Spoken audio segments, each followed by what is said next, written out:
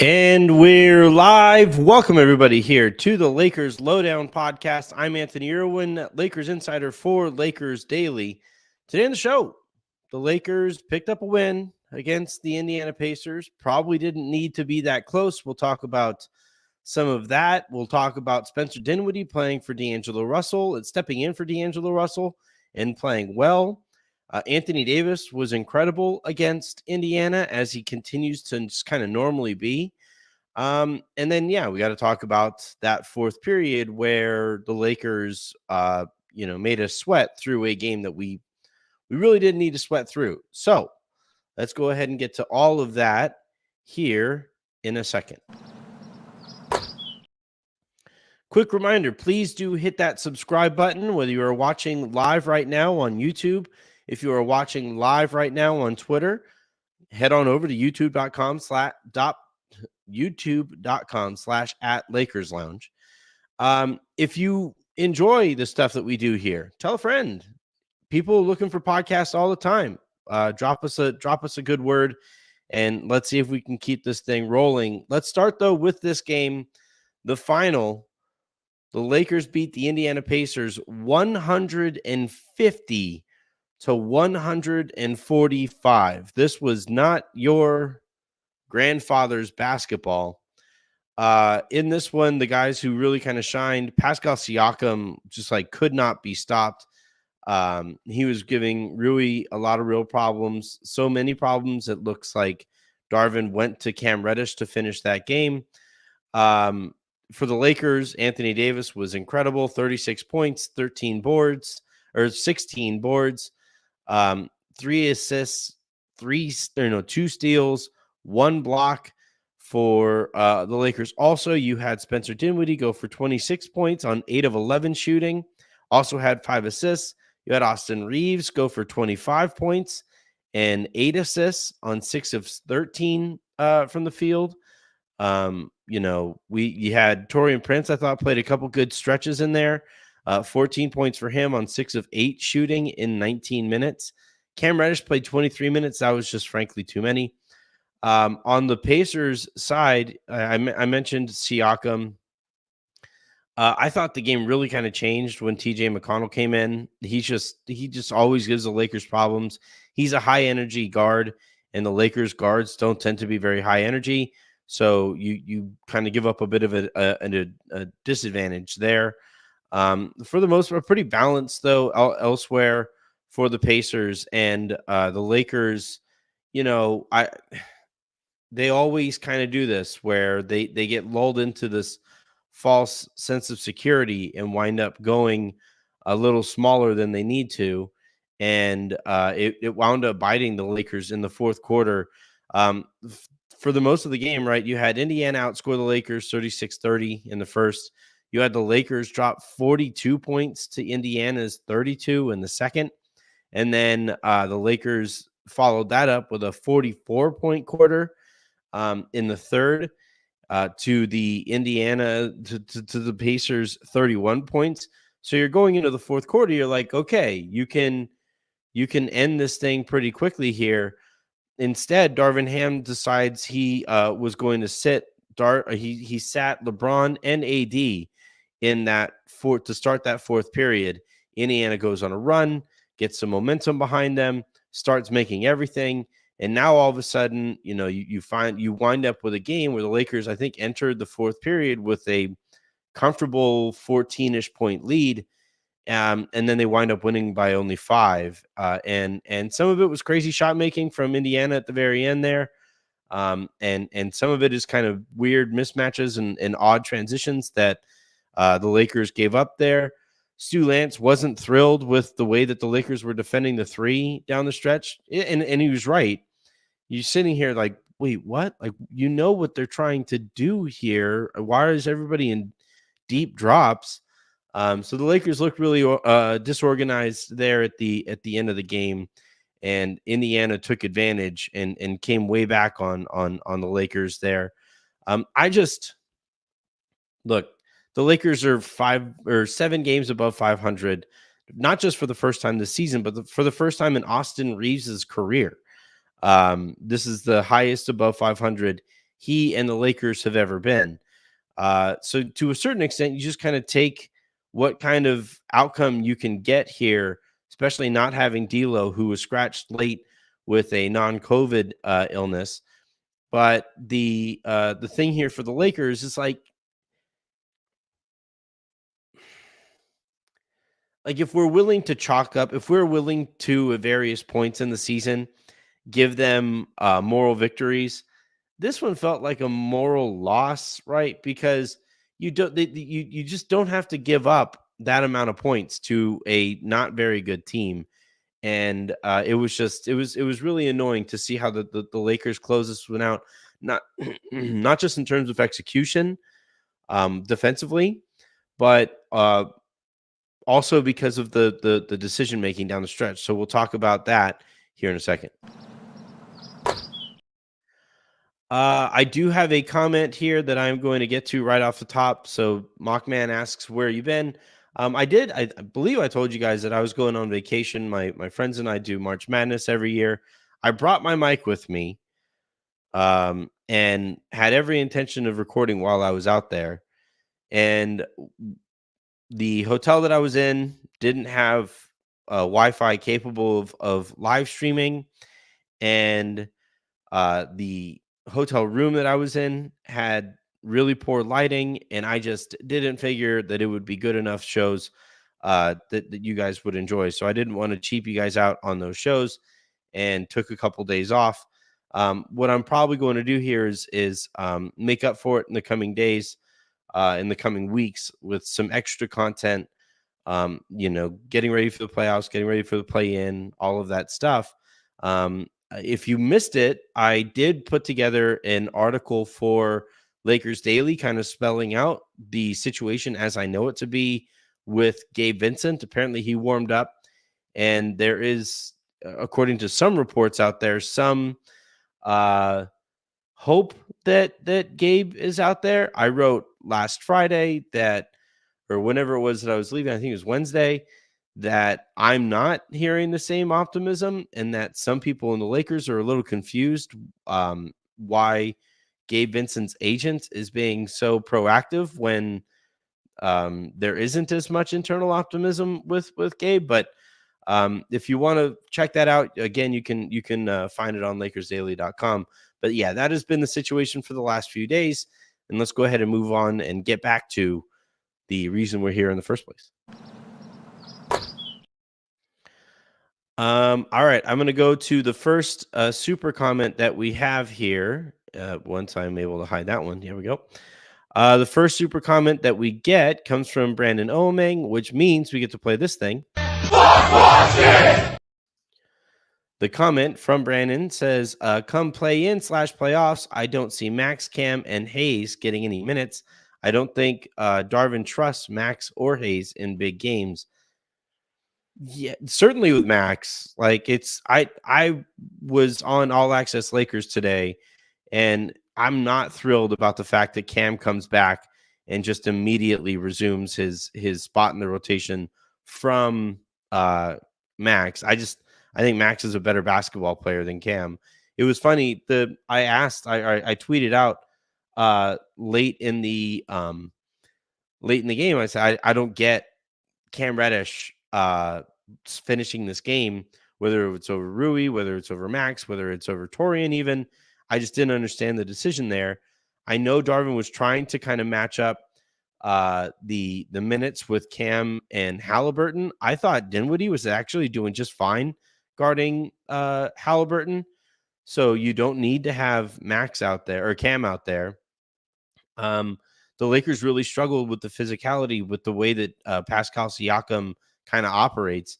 Rui didn't have the best game. LeBron was pretty frustrated with him throughout. There was a few plays there where Rui got cut in, like across his chest, and lost his guy, and it hurt the Lakers in that way. So if you're just looking at the way that Rui played, maybe you can explain it there. But I think once again, it's Darvin looking for any reason whatsoever to not play the Lakers' best guys. In this case, Cam goes out there, and you watch the end of that game. He lost Miles Turner on a three. He gave up offensive rebounds. He did have the steal late when Indiana was scrambling and wasn't looking to score at the basket. They were just trying to get threes up and eventually make a bad pass that he steps in front of. So he gets credit for that.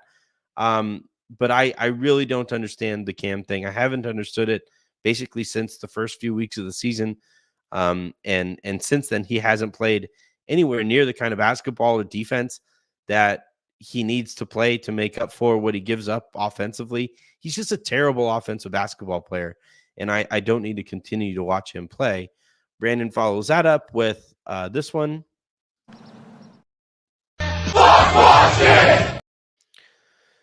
How would a lineup of D'Lo, Vando, Braun, Rui, and AD do against the Nuggets? Vando on Murray, D'Lo on KCP, Braun on Porter, AD on Gordon, Rui on Jokic. I don't know. The thing with Jokic that I don't think people give him quite enough credit for, you can have a little success against him with occasional ploy, a curveball here or whatever. But eventually he's going to figure it out. And the last time that the Lakers played the Nuggets, it was really clear that he had figured out how to play against Rui. And I don't know that the Lakers would be able to go to that as much in a playoff series. And then if you don't have Rui on him, I guess you could have Rui on Gordon or you can have him on Porter. Can't quite have him on Porter because he doesn't have the foot speed there. I don't like having Braun on Porter either because Braun loses shooters and Porter, if he gets loose, is pretty much automatic at this point. So I don't know how that lineup would really match up against Denver, but I also don't know how many lineups the Lakers have that I would look at and say, that's an even okay matchup. It's just a bad matchup. Denver's the best team in the league for my money. And they match up especially poorly with the Lakers because they can out-bully the Lakers basically everywhere. And the Lakers' advantage that they tend to have when they look their best is physicality and size and athleticism. And Denver doesn't really allow them to have those advantages. And those advantages actually turn into disadvantages. And that's, I think, where the Lakers really struggle. So I don't like how how that would go for the Lakers, but I don't know how many better options that the Lakers are technically going to have. Yeah, let's go ahead and get back to this one though.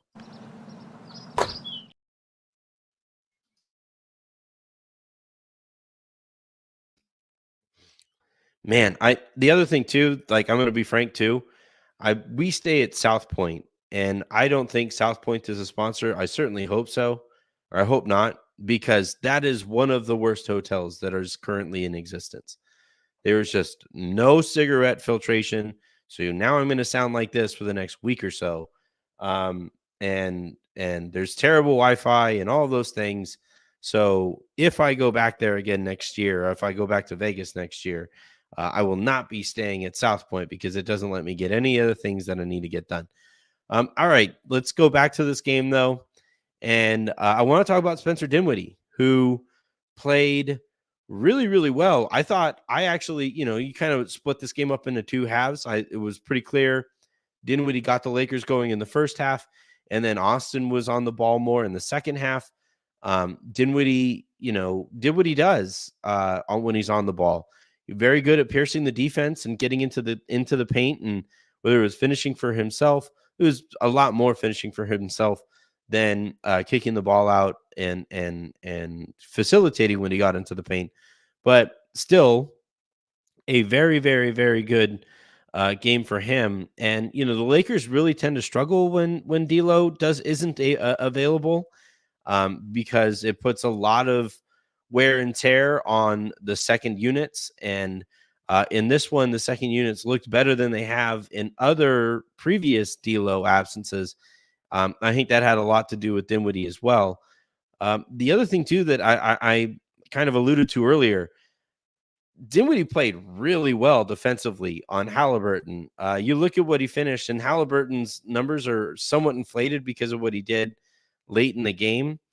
But 33 minutes for Halliburton, 5 of 13 from the field, only 2 of 6 from 3-point range. Had 6 boards, had those 10 assists, 2 steals, only 12 points for him, was a minus 12 in the game. Um, TJ McConnell was a +7 in the game. That feels noteworthy there. And I think Cam play was guarding him for some stretches. I think Max got a couple of opportunities on him as well. But I actually think, in terms of player who guarded Halliburton and then also was productive on the other end of the court, Dinwiddie played. That's one of the better games I think he's going to play as a Laker. Maybe the best he's played, certainly to this point. And he really kind of showcased some of the stuff that he can do defensively. I always kind of laughed when he first got to the Lakers. I didn't think, like, it looked to me, because he wasn't a terrible defender earlier in his career. He was actually okay. He's a longer guard, pretty shifty too. So, like, and then he gets to Brooklyn, and it's pretty clear that they aren't really stressing defensive principles there. Went through a few head coaches as well.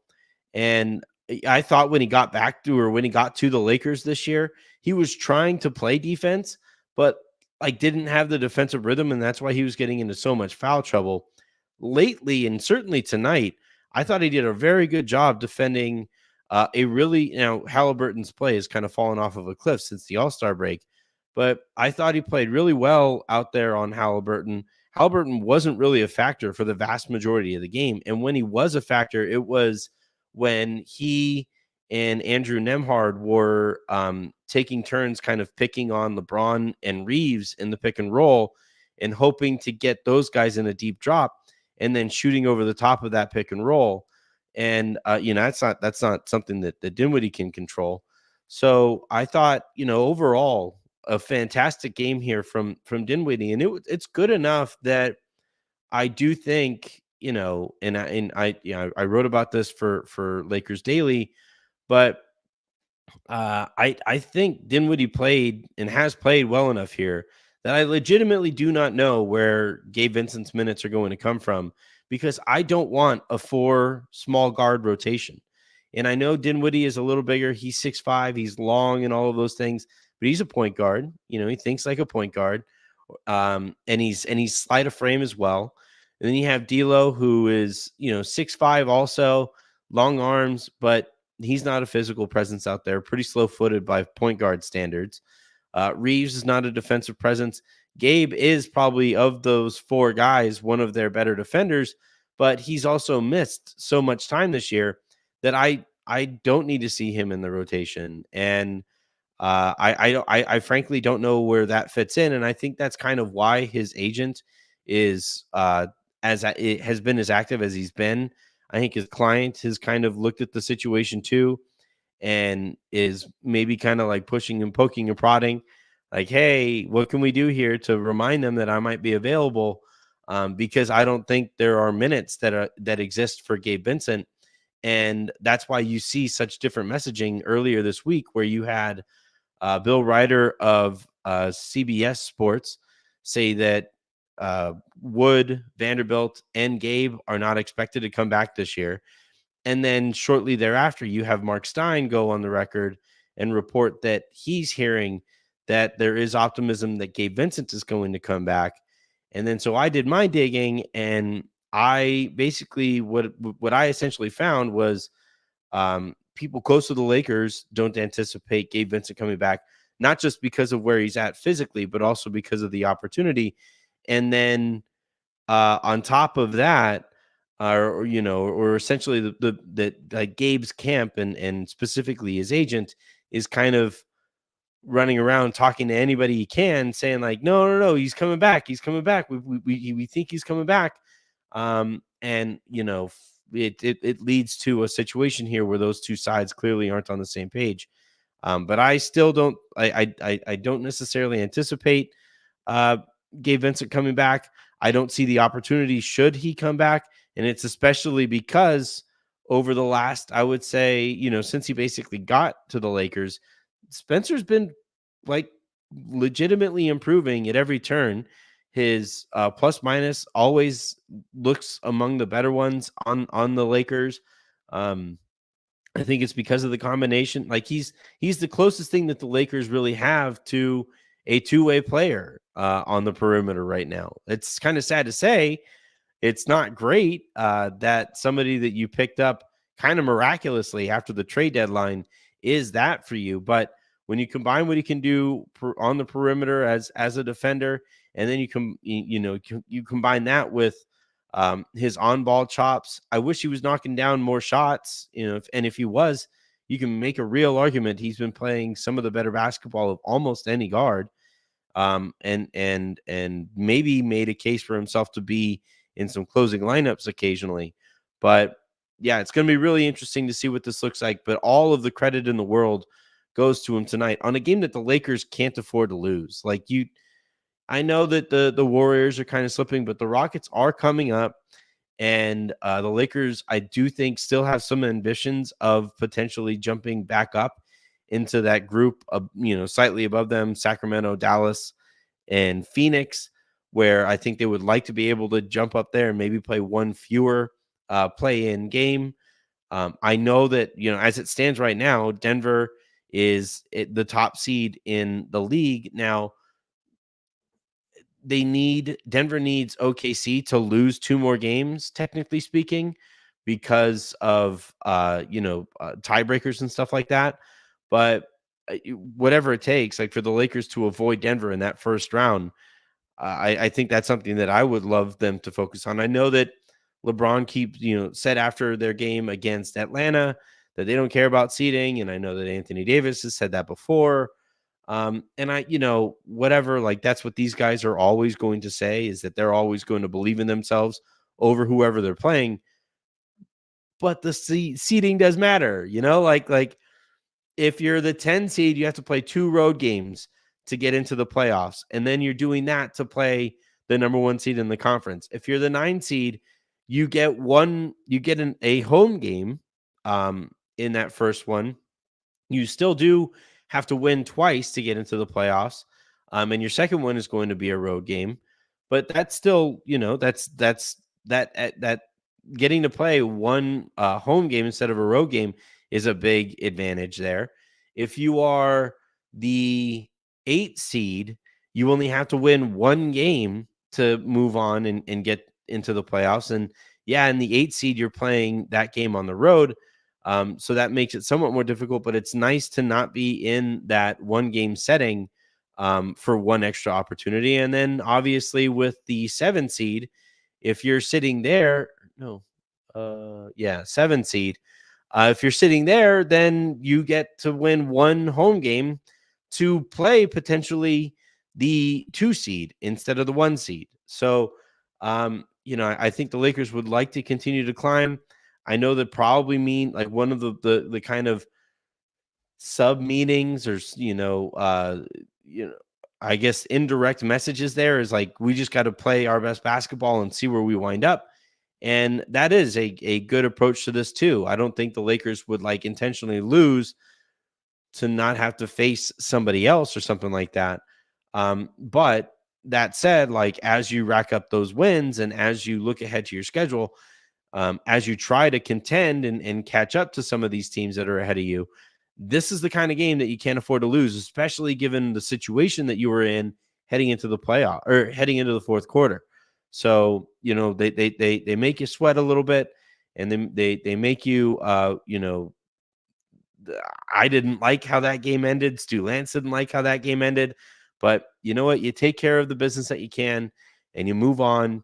And this is one that you absolutely had to win. And you do not win this game without Spencer Dinwiddie. Flat out. Does not happen. You also do not lose, or you do not win this game without Anthony Davis, who from the very beginning of this game and throughout the game was just ripping poor Miles Turner to shreds. It was just there was nothing that Indiana had to try to stop him. You had Obi Toppin out there giving it a go. He was terrible too on him. Jalen Smith and Isaiah Jackson occasionally were guarding him. It's just a very small team in Indiana, and this is a team or that's the type of team that Anthony Davis really plays well against. He had a couple dunks in traffic that always kind of indicate to me, okay, he's got it going, and then he allowed that to kind of roll into some of the rhythm that he was shooting the ball with on the perimeter. It was, and then defensively was just incredible again, and grabbing all those boards. He had some timely steals, some timely blocks. He's just, when he plays like that, the Lakers are just really difficult to beat. And they tend to normally blow teams out. And they would have blown this team out had they focused throughout the entirety of the game, or if Darvin Ham used timeouts to occasionally tell them, hey, we need to change this strategy here or whatever, and not, hey, we need you guys to keep running faster. Or if Darvin just played their best players, that would also help, allow for some blowouts as well. But yeah, we can't take that type of an effort from Anthony Davis for granted. It was a great game, and a game that the Lakers absolutely needed. So kudos to him for that. The last thing here that I want to talk about is the defense, and you give up 145 points to a team that likes to score. They like to they almost sometimes looks like they're allowing the other team to score to kind of lure them into a false sense of security, because they just want to outscore you in some way or another. But you give up 145 points to an Indiana team that has looked pretty listless. They have some tough injuries. Ben Mathurin is hurt, right? And I don't think Halliburton is healthy. He did not look very explosive at all out there. He just looks like he's completely lost the joy in the game, and it's kind of a bummer to watch. I mean, I'm not complaining tonight because I don't need Halliburton going off against the Lakers in a game that the Lakers really needed. But it was just, it's not a team that is talented enough that you should give up 145 points to. And whether it's strategic and schematic, whether it's personnel, whether it's effort and engagement, this was those games that like you kind of have to have a little bit more pride in, and giving up 145 points, it just doesn't speak very well to, how serious the Lakers are taking these things. And, you have them talking about, we don't care about seeding, and we don't care about this, and we don't care about that. Maybe care, right? Like, this reminds me, and I've used this analogy before, of like when I was in grade school and my parents still had access to my grades. I would be like, yeah, I got like a B minus on this thing, and I didn't even study. Haha. And my dad's response was always like, okay, but like if you studied, you would have gotten a better grade, and that's the whole point. And like with this Lakers was like, yeah, we didn't play any defense and we won, and we still were able to win. We scored 150 points. Like, okay, but you do need to play defense. That's an important side of the ball that you need to be okay in. And I thought it was a pretty poor effort and strategy that the Lakers were utilizing all game long, where it's just you're so deep into the season for it to look like, really clearly like nobody understood what the point was, what the assignment was out there defensively. So that needs to improve. Kind of doubt it will at this point of the season. And some of it is personnel, right? Vanderbilt is obviously really going to help your defense there, but you can't like keep on pinning your defensive issues on not having Jared Vanderbilt. You just you can't do that. You can't keep doing that. Where it's just, you need better. You need better from that. You won. It's great, but you need to be a little bit better than that when you're looking ahead to the other teams that you're going to be playing against, who are just as capable of scoring like this, but also can like occasionally get a stop as well. Those are the teams that I'm a little nervous about playing moving forward. All right. that is, I believe, going to do it here for this episode. A slightly shorter episode here of the Lowdown, as I try to get what little I can from my voice, my post Vegas voice. We have some fun guests lined up for this week that I'm looking forward to talking to this week. I'm not going to give away who they are because that is a karmic no-no.